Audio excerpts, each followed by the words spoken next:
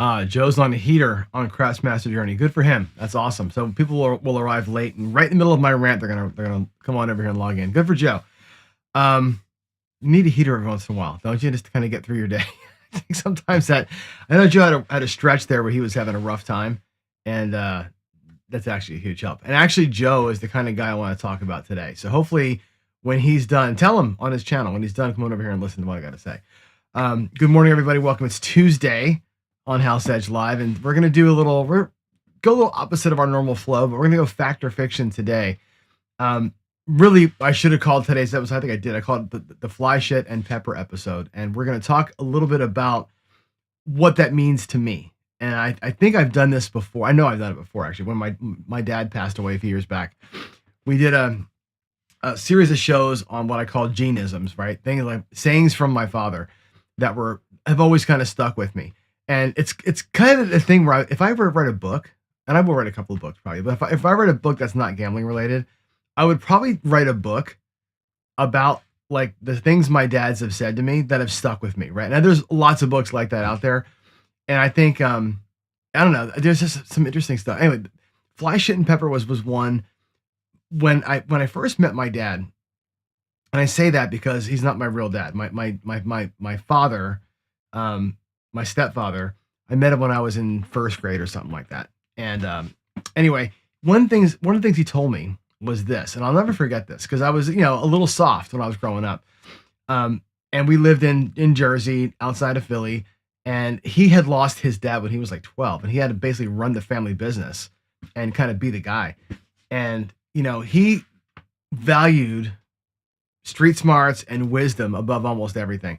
And what he told me was, you're never going to succeed. You won't be a man or a good leader until you can learn how to separate the fly shit from the pepper.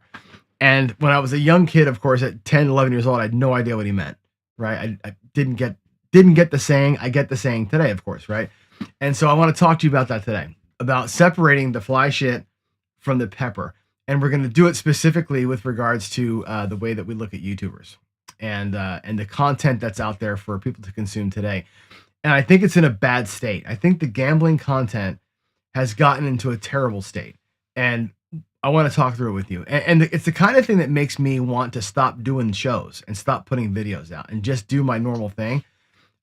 Because there's so much garbage out there. And there's so many garbage peddlers out there that it just drives me freaking nuts. Anyway, so we had a thing last week with Waylon and Jimmy getting into it, and it just to me highlights part of the problem. So let's go ahead and get into it, and we'll start like we should always start with the reminder that although today might feel like it's John against the world or it's me against somebody, whatever, it's not it. We're all here against the casinos, right? Every show you watch on YouTube is in some way battling the casino. In some way they're partnering with the casinos. In some way they're battling the casinos because the casinos exist to take all your money. That's it. Their whole game is taking all your money. Our whole game is trying to survive and maybe come away with a win every so often, right? We don't have a whole lot of tools. The tools we have are things like the bridge, right? We have this way of managing our bankroll, using it as leverage, managing our losses, again, using it to win when we can. It's the one physical tool you got is your bankroll. Everything else is up in your head, right? Dealing with risk the way you see it, playing in a way that matches your risk profile, being smart, having discipline, setting goals, keeping all your emotions under control. All these things that's your toolkit. That's what you got. And I think that reminding us every day, framing it this way is an important bit into it. And I think that if you learn not only how to play this way, okay, but use this as a sieve, as a filter, if you will, over everything you see. When you watch Jimmy make up some bullshit strategy and tell you that it's the secret sauce, and if you pay him $30, you can have it. Run it through this filter, right? How does it match my risk? Would I be okay playing that way, right? Is it a smart way to play? Does it actually attack a table the way a table should be attacked? I look at like some of Waylon's stuff and say, man, that's some genius shit right there, right? It attacks a table in a different way, right? Is the person giving it to me smart? Am I smart enough to understand what I just saw, right? Does it take discipline, and do I have it? If I set a goal, could that thing I'm watching hit this goal that I've got? And is that an emotional way to play? And would I play it? Right? You filter the people through this lens, and also yourself, and also the strategy. Does it all fit? And if it does all fit, that might be something to take down to your practice table and say, let me give this thing a shot. Let me actually run it through and see if I actually play it. And if the answer to that question is yes, I would actually play it, but you don't practice it, then you become part of the fly shit, right? You become part of the wrong pile, if you will. So with all that said, let's hop in and do a little fact or fiction today. And again, fact or fiction today is all about fly shit and pepper. It's about good and bad. It's about good versus evil. It's about morals versus no morals. It's about the way that people see you in the world and your reaction to how you're being seen. I think it's an important thing. So here we go. The way that I want to frame this first is talking about the things on gambling YouTube that I view as fly shit. Okay. And some of these things are obvious. They should be obvious to you, but maybe they're not. I don't know. Anybody who's making some kind of a false claim. Okay. I make $565,000 a year playing craps. False bullshit claim. There's no way. Let me repeat it again. There is no effing way that somebody makes $568,000 a year playing craps and is on YouTube 3 times a week selling a $25 strategy bag. No way in hell, right? That's number one. If somebody was making that much money in craps, they would never leave the casino. It's impossible to make that kind of money. It's also impossible, unless you're a bluff or a Vegas mat, to play at the levels that these guys play at. You don't just come on YouTube on a Saturday afternoon and say, I make $500,000 a year playing craps. And by the way, I walk up to a table and buy in for 10, 15, 20K, and I can run a martingale 6 from $30 up to 6,000. It doesn't happen. The casinos will never let you do it. They'll never let you do it. It's just not permitted. And that's the thing that I think you all maybe don't know. And things I've learned, by the way, working at Casino Quest, talking to David, talking to casino bosses. When they watch some of these videos, yeah, they let Vegas Matt do some things. Yeah, they let a couple of these guys, these big influencers, do some crazy betting. They don't let you walk into a casino and drop $15,000, $20,000 on a table and start with a $30 bet and martingale. They won't allow you to do it. It's not a thing. It's just not a thing. Somebody claims that it's false. The numbers are outrageous, right? It's just not a thing. If they're a self-proclaimed goat, run from that, right? People have called me a goat, right? I've called Waylon and Ken goats. I've called a lot of people the goat in certain things, right? If somebody bestows that on you, cool. Somebody thanks you for teaching them something and they think you're great, that's great. You run out of the building and say, hey, I am the greatest thing that ever lived. And if you're not listening to me, if you're not throwing like me, says King Dice, you can't win.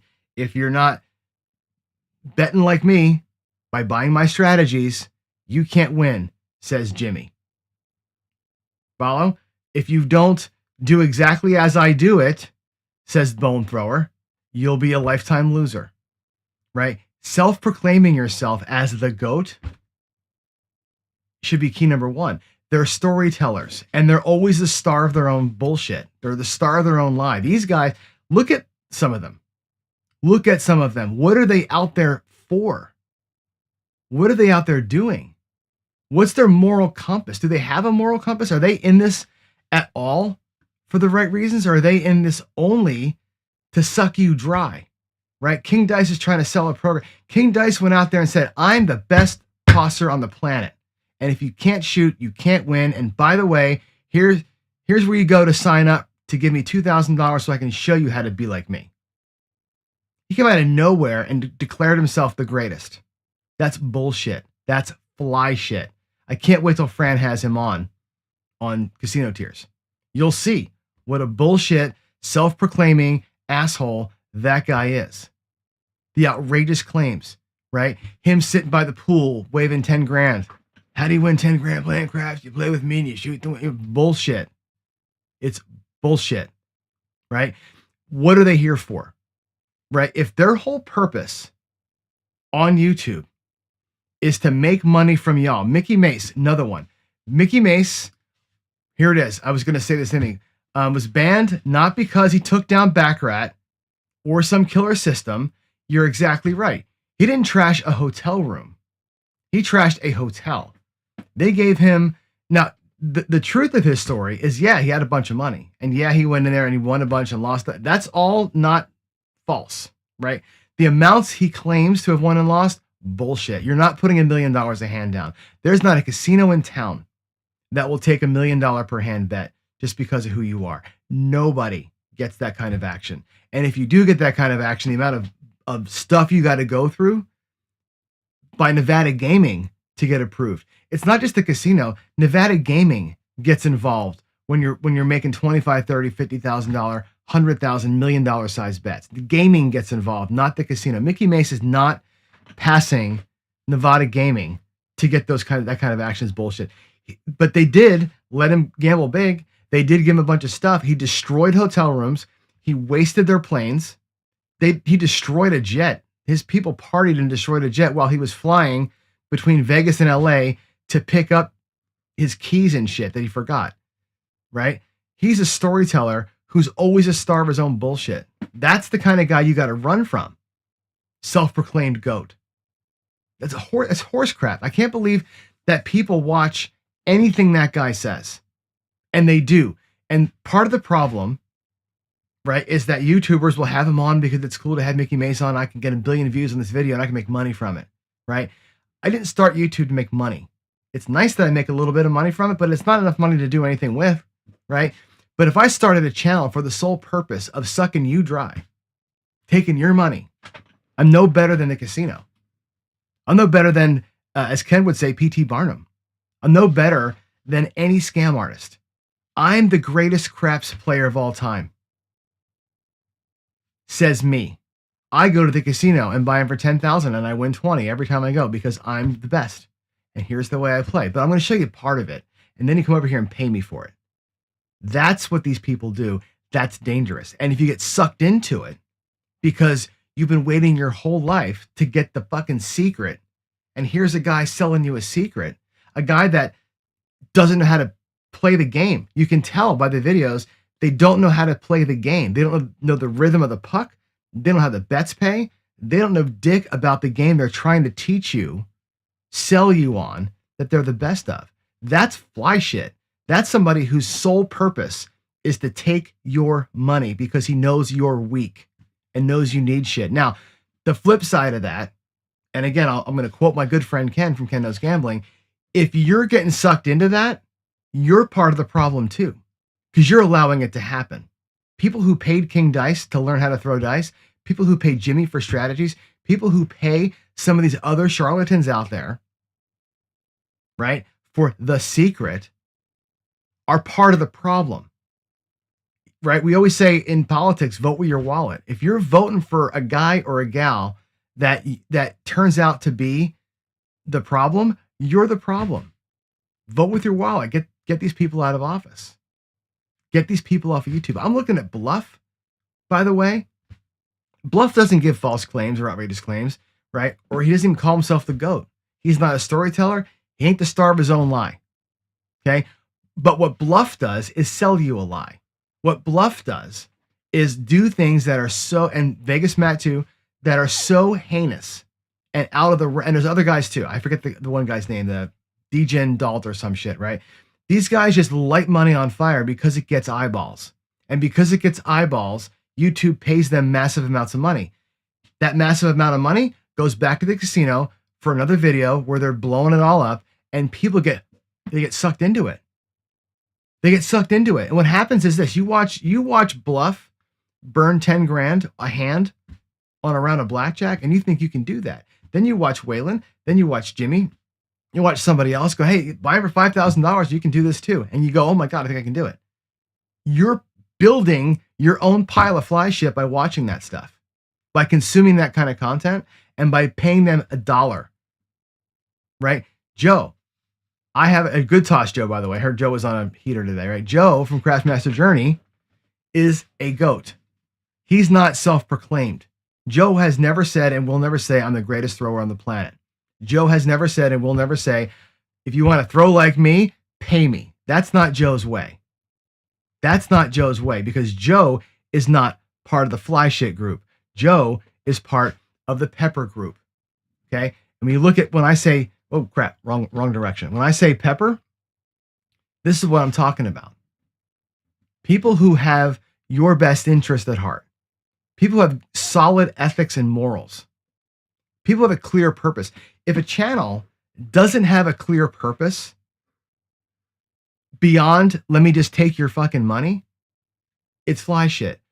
The clear purpose of Joe's channel is to take you on the ride with him. Joe has become one of the best dice shooters around, right? Because he made himself that way. Every day he went out there at 6 o'clock in the morning, my time, practice, showed it all, warts and all. Days where he had 7 straight PSOs and wanted to quit. I know he did. I've seen days like today where he's got a heater, right? His purpose was to teach through learning himself. High character. He goes to the casino today, he can back it up. Every story Joe tells, somebody has seen. I've played with Joe. Joe's played with me. Jen, Ryan from Mark the Point, Ian Olson, everybody's played with me. They know my character. Every story I tell is grounded. They're all based in reality. If somebody's telling you something that's not well grounded, that's not based in reality, that hasn't been witnessed, that they can't back up, you can tell that their character is low by what they're asking you to do. You can tell they're of low character. Their purpose is not to help you or serve you. Their purpose is to be served by you. Run. And again, this video today is all about you, right? I can call these guys out all day long. I can name them all. I've named a bunch of them today. I don't care if they don't like me, if they push back or their fans push back. I don't care. They're all full of crap, and they're all selling you a line. They're all a bunch of charlatans. But the problem is you and we and as a group buy into it. They should be reported to YouTube, not watched on YouTube, as far as I'm concerned, right? I come from a place of protection. When I talk about things every day and I get pretty passionate about some stuff, it's all about protection. It's my bank. I want to protect my bankroll first and foremost, but I want you to play in a way that protects your bankroll and your savings and your life and your fun and your experience. My clear purpose is to assist you in that. My clear purpose is to steer you away from the horrible things that are out there. And if you don't know about them, we have lots of new gamblers in this room that don't know about them. My job is to steer your ass away from that dangerous crap that's out there. You got to watch. You got to watch who you watch, right? As much time as, and as much time as I've spent with David and Alex and the guys at Casino Quest, I can tell you that they check every box here, right? They may come off like they're goofy and fun and they're all the innuendo and blah, blah, blah. Those guys are 100% ethically and morally based. They have a very clear purpose and they have very high character. I wouldn't be working with them. I wouldn't be building an app with them if they weren't. Okay. There are people I just won't work with. I don't want to meet. There are people in the world I don't want to meet. I don't want to meet Christopher Mitchell. I don't want to meet Bluff. I don't want to meet Vegas Matt. I don't want to meet Jimmy. I mean, I'll probably talk to him on the phone someday. I'm sure he's going to be pissed off about this one. But there are people that just do not match my moral clarity. They just don't. And I feel like their purpose in life is to harm you. They're here to make money. They're laughing themselves all the way to the bank on the backs of dumbasses who want the secret. And there's no secret. Bluff is laughing his ass to the bank because people watch him do dumb shit that they could never afford to do. And they feel like it's real. They feel like what he does is reality. Like he's risking his own money. He's not. He's just not. The way that this business works is not that way. You got just, I implore you guys all, right? Learn how to separate that fly shit from that pepper. It's so important to really look back and understand what's good and what's bad and what's truth and what's fiction, what's out there. I think the people who watch my show for the most part are here. The people who catch this at random, I hope you're listening to this. I hope you're not giving those guys your attention. I really hope you're not. I really hope that you're not giving them your money. And there are people out there, by the way, who I do think fall into the pepper pile that charge for their time. Most of them, everything that they teach is out there for free, right? I'm looking at Tony Leo, good friend of mine. Tony's a great guy, good friend. I love Tony. Everything you pay Tony for, he's already put out on YouTube. Love it or hate it. You might think it's crap. You might think it's great, whatever. It's out. He put it all out there for free. You can watch every Tony Leo strategy and hear all of his thoughts on his YouTube channel for free.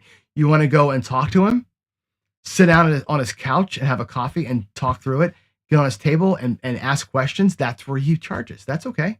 That's different. That's different. That's not selling you secret sauce. That's, hey, my time is valuable. Come, you want to come hang out? We're gonna do it, right?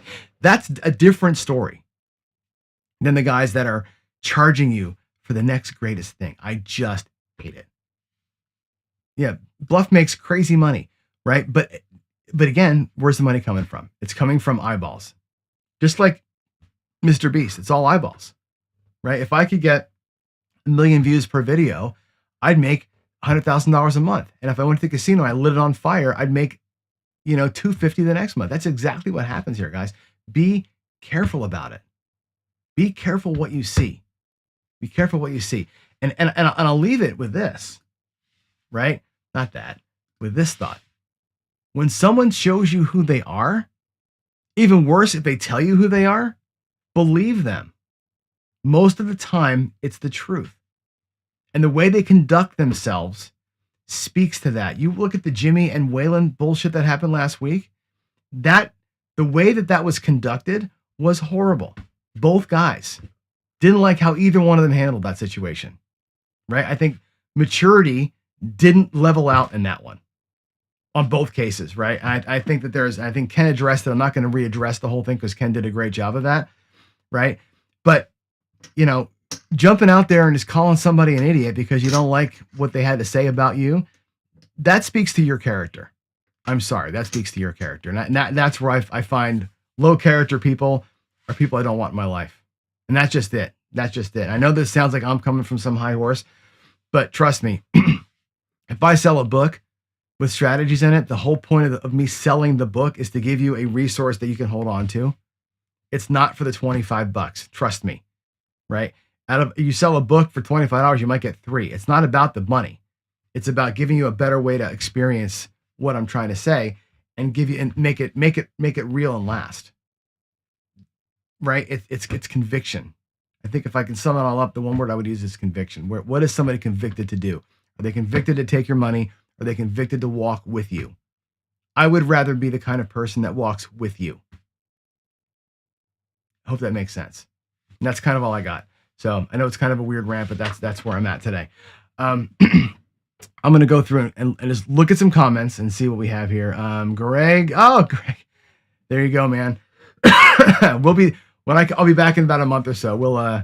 We'll definitely talk through it. I have so much fun at Casino Quest, by the way. Just kind of people walk in randomly. Hey, can I for $30 can I get a table? Like, sure. You want a dealer? And we walk over there and just play, and have a good old time. That's my favorite. I that's the best part of that job is walking in and just kind of hanging out with fellow players. Yeah, King Dice selling a program. We talked about that already. Dan doesn't even shoot. Dan doesn't even shoot, and yeah, he can win. I don't know why they do it, 4D. I just don't, and I think it just I don't know. To me, when you amplify, right, they get more. And again, by me naming names, people will watch their channels, and now they're going to get more views, whatever. I wouldn't call myself a prominent influencer, but I think I got to call it out. If I don't call it out and with actual people's names, the message won't get through. I don't want to do what even Jimmy and Waylon didn't even say each other's names. They're like, that other guy or that guy over there. Say the name. It's okay. Like, you got to call it out. I think that's a good thing. Bluff does seem like a cool dude. Right now, one thing I did see Bluff do, he won a bunch of money on a cruise ship and he tipped his steward $5,000. That's great. Right. But again, the whole thing the whole persona that's being built to me is a dangerous one. Putting that kind of content out there to me is dangerous. When I watch people light money on fire like that, it's dangerous because a lot of people out there, especially in our group, a lot of people are getting close to fixed income age. They can't burn money, but it looks like it's reality, and it's just not. So that's why I get so protective and I get mad some way. You know what I'm saying? Yeah. Anyway, let's see. Giving your time to these guys is just as bad. I know. I shouldn't do it. I shouldn't do it either. I know, Tom. It's me. I just get mad. Just get mad sometimes, and I have to say it, right? Let's see. Yeah. So I would disagree with this one thing, right? Least house edge bets is not your best way to win. The least house edge bets are the way to lose the least amount of money. And when you're playing a game that you're expected to basically tie on, blackjack, baccarat, some of those things, the lowest house edge bet means you're just going to tie more often than not. You can only win in those games in a streak. You can only win in a quick run with aggressive betting. Most of the time you tie.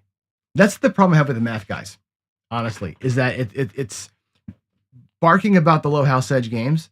You should play them for what they are, which is to tie most of the time. The higher house edge bets are way more volatile. You watch the graphs, and the low house edge bets are pretty much here. A little spike once in a while, right? The higher house edge bets are the spikes like this. The graph, you lose a lot, you win a lot, right? There's opportunity in high house edge play. There's opportunity in aggressive play. I always, that's for the math guys, and I'm a mathematician in my second life, but I differ with them on that purpose, on that idea. So, but yeah, the best dice shooter betting the inside of the table will lose to random playing through. I don't. Again, one person is going to be able to capitalize more than the other is. The Molly person cannot really capitalize. That's the problem with that way of playing. But again, if it makes you feel better to do that, do that. Right? It all comes down to the bridge stuff. When I first say it, right? And we can go back to it really quick, because I think it's a great point that you bring up, and I like getting pushback. If the Molly speaks to you this way, right? A 3-point Molly player, by the way, is not a careful, cautious person. It takes a massive amount of bankroll to play that way, right? $25 bet with max odds out of your rack is massive. They're taking the shot from their rack to get repeaters. The regular player, the inside player, is taking a shot from winnings to get repeaters. There's a different mindset to it. The problem is the mindset. It's how you view risk. It's the second point, risk, right? If you're willing to risk all of it all the time, and the problem with inside players is not the fact that betting the inside in craps is a bad thing. It's how they bet the inside. It's how they lean in too much when it's not good to lean in. That's the difference. The Mollies lean in as the way that it's played. The rhythm of the Molly leans you in, but it takes a massive amount of bankroll. And believe it or not, it takes a high risk appetite to play a Molly because of the bankroll volatility that's in there. But the problem with it is, again, the opportunity that doesn't exist unless you're catching streaks. I would rather, as a low house edge play, jump onto a blackjack table. It's a 0.5% house edge versus 1.3 on the craps table, which you can lower with odds, but still, I would rather be at a known house edge. If I'm going to play for a tie and run and look for a streak, I want to do it quick. That's why I pick blackjack for that kind of mindset. I don't do it on the craps table. So, anyway, thanks for that. I'm all pepper. I appreciate you saying that. Waylon, by the way, I think is a pepper guy, right? Again, Waylon, there are people who don't like Waylon, and it's fine, right? I think Waylon's even okay with that. But the thing of it is, I think Waylon comes at this whole thing. If you look at, let me go back to the other slide. I'm not sure Waylon saw this, but you come back to it. Does Waylon have ethics and morals? Is his purpose clear? Is his character high? Does he back it up? Have people watched him play? Yes. Nobody's watched Jimmy play. People have watched Waylon play. Does Waylon live in reality? Yes. He says, look, I use $5,000 on my table at home because it's easy to see. At the casino, Go to the bubble craft machine. Right? That's reality. And he films himself doing it. Right? That's separating bullshit from reality. And I think, and that's why I respect him. Why I respect Ken. It's why I respect Jeremy. Why I respect Ed Robinson and Jeff from Atlantic Crafts and Joe from Craftsmaster Journey and Ryan. These are people who I know have clear purpose, ethics, morals, and are high character. They're not out here to take your money. Not one of them. Ed won't even charge for Brownwater Bash. He's like, Ed's still blown away that one person wants to come see him. It blows him away that somebody would fly to Biloxi to hang out with him. Never crosses his mind to charge you for something like that. That's Ed. He and I butt heads a lot, which is fine. We're good friends and we're allowed to do that. That's Pepper. That's Pepper. Gargoyle did all those shows for nothing. Promotes all of us because he thinks we're helping people out. He wants to help people out. High moral character, clear purpose. Again, if your clear purpose is to take your viewers' money, I got nothing to say to you. It's kind of how that is. Yeah, you got to go back and watch Waylon. I don't mention you in a bad way. I use you as an example sometimes as we go through it, right? Casino Quest tables are $30 an hour. You can just get a bucket of dice and throw it. You know what I mean? Or you can just have somebody like me sit with you. So there you go. Because the good channels can't get eyeballs because nobody wants to hear what I have to say. Nobody wants to hear what Ken has to say. Nobody wants to watch. And I love Ken and I love Waylon. And I think Waylon's probably still here, right? The videos where the $300 bankroll build, to me, fascinating. To some of you, fascinating. People who watch YouTube could give two shits about watching some old fart win $30 in a 45-minute video. That's the truth of it because it's not exciting. It's not bluffish. It's not 10 grand. It's not lights and shiny things, right? People want the magic. They want the show. They want all the crazy. Nobody cares when you talk about reality. Nobody cares when you play on our channels with a real size bankroll. Nobody cares. Ken and Waylon, Jeremy will all tell you, those are the least watched videos. All the ones with the clickbait, right? That's the ones people watch. I'm not going to do that. Ken will never do it. Waylon will never do it. They just won't do it. High moral character. That's the point of it. So there it is. I did sign up for Premier Hosting. And again, hosting companies are what they are, right? Premier Hosting. Again, I don't have a problem with bringing people to the casino. I love casinos and I work with them. I actually have some partnerships going with casinos. I have no problem with all of that, but I'm not going to sell you a bill of goods, right? What hosts do is facilitate play and give you a good experience. You don't have to deal with all the crap. The host will just take care of it all for you and you can just have the good experience. I think it's a great business model, right? If you can get into it. So, all right. What would a channel look like that bluffs time on the tables, but using my conservative?